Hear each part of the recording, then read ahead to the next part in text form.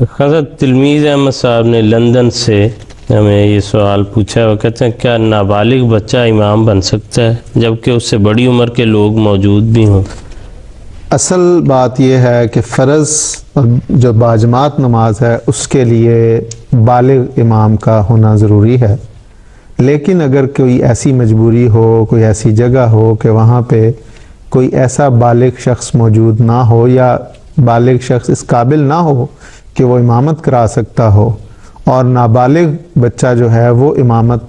کرانا جانتا ہو یا نماز پڑھانا جانتا ہو یا اسے نماز آتی ہو، تو پھر یہ ایک ایسی مجبوری، ایک ایسا استثناء ہے جس میں ایک نابالغ بچہ بھی امامت کروا سکتا ہے۔ چنانچہ اس کی سند حدیث نبویہ صلی اللہ علیہ وسلم سے ملتی ہے۔ حضرت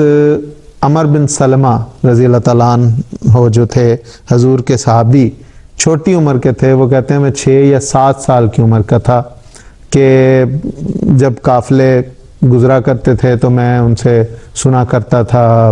قرآنی آیات، تو میں یاد کر لیا کرتا تھا، اور جب ہمارے وہ